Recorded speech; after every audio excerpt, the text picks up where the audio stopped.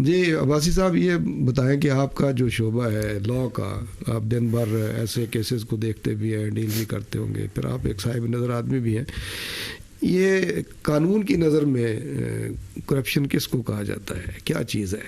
دیکھیں قانون نے جو تعریف کی ہے، قانون تو یہ کہتا ہے کہ پبلک آفس کو پرائیویٹ گین کے لیے استعمال کرنے کو کرپشن کہتے ہیں. کہ آپ کسی سرکاری عہدے پہ بیٹھے ہوئے، کسی دفتر میں بیٹھے ہوئے، تو اب اس کے اندر ایکسٹورشن بھی آتی ہے، اس کے اندر برائب رشوت بھی آتی ہے، اس کے اندر نیپوٹزم بھی آتا ہے، فیوریٹزم بھی آتا ہے، فراڈولنٹ ایکٹ بھی آتا ہے، ڈس آنیسٹی بھی آتی ہے. یہ ساری چیزیں اس کے اندر آتی ہیں کہ آپ ایک ایسے عہدے کے اوپر بیٹھے ہوئے کہ جس عہدے کا آپ اپنے ذاتی مفادات کے لیے استعمال کر رہے ہیں. قانون تو اس کی تعریف یہ کرتا ہے.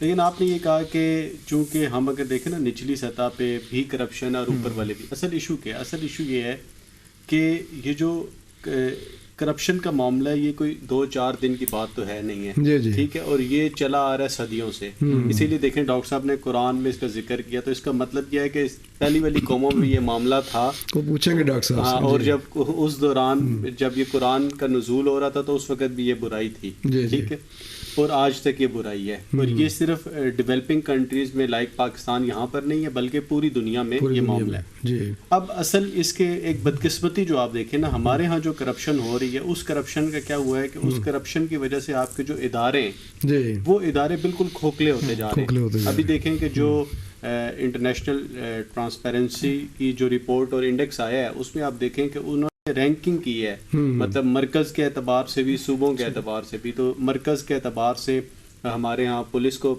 نوبیل پرائز ملا ہے، پہلے نمبر پہ وہ ہے انفارچونیٹلی. اور صوبوں میں اگر آپ دیکھیں تو سندھ میں دیکھیں تو تعلیم میں کرپشن سب سے زیادہ ہے.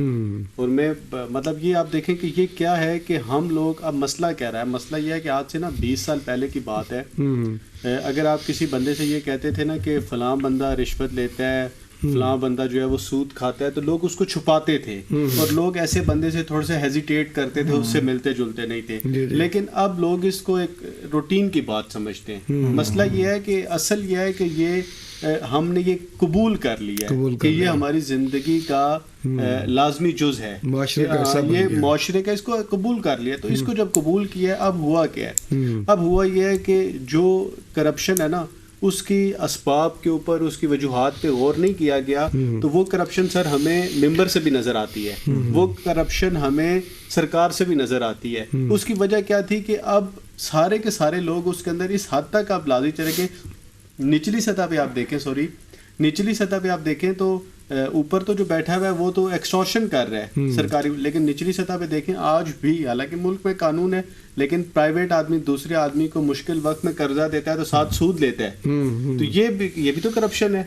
یہ اس کی، آپ نے اس کے مجبوری کا ایک ناجائز فائدہ اٹھایا ہے، یہ بھی کرپشن. تو یہ بنیادی طور پہ یہ ساری چیزوں کو ایک بڑے تناظر میں دیکھنے کی ضرورت ہے کہ کس وجہ سے. اس کے اسباب پہ آپ سے انشاءاللہ لیتے ہیں انپوٹ کیا ہے. یہ بڑی اچھی آپ نے بات کی. اور عباسی صاحب اس کے اسباب تو بہت سے ہو سکتے ہیں، یعنی بیسک اسباب جو ہے نا وہ تو مسلم معاشرے میں قرآن و سنت سے دوری ہے، جیسے ڈاکٹر صاحب نے کہا.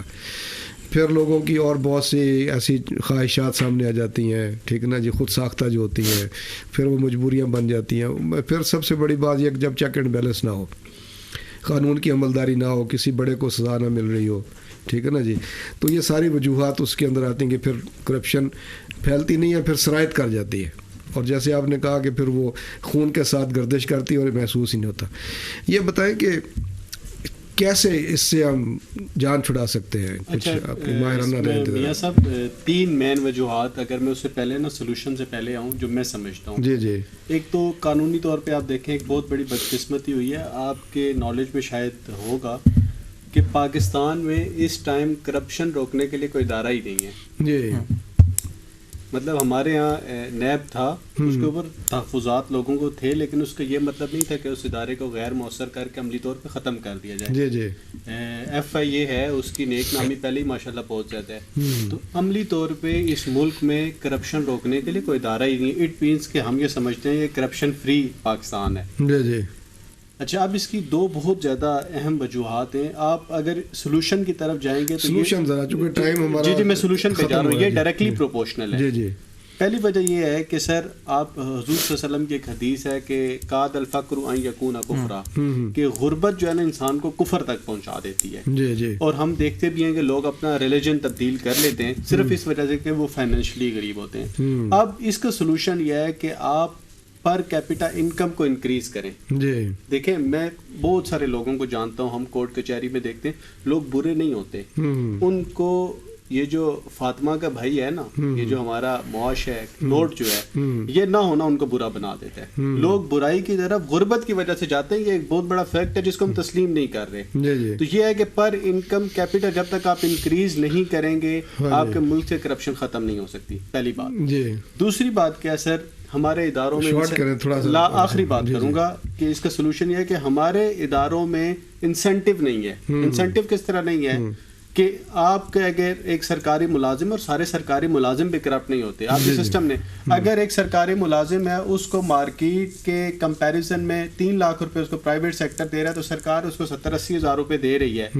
اور وہ اگر 70-80 ہزار روپے لے کے بھی سرکار کو کروڑوں اربوں روپے کا فائدہ پہنچا رہا ہے، اور دوسری طرف ایک آدمی ہے وہ دفتر ہی نہیں آتا اور وہ بھی 70-80 ہزار ہی لے رہا ہے، تو بلکہ وہ شاید برائب بھی لے رہا ہو، تو وہ انسینٹیو نہ ہونے کی وجہ سے بھی نا یہ بندہ سوچتا ہے یار پھر میرا کام کرنا اور نہ کرنا تو برابر ہوا. تو جب تک آپ کے اداروں کے اندر سر کیا نہیں ہوگا کہ چیک اینڈ بیلنس نہیں ہوگا، سزا جزا کا تصور نہیں ہوگا، اور پر انکم پر پرسن کیپٹا کو انکریز نہیں کریں گے، آپ کے معاشرے سے کرپشن ختم نہیں ہو سکتی. یہ پریکٹیکل 2 سلوشن ہیں سر. جی نہیں ڈاکٹر، آپ نے بہت اچھی بات کی ہے عباس صاحب. یہ عملی شکلیں ہیں کہ جو معاشرے کے اندر ہونی چاہیے.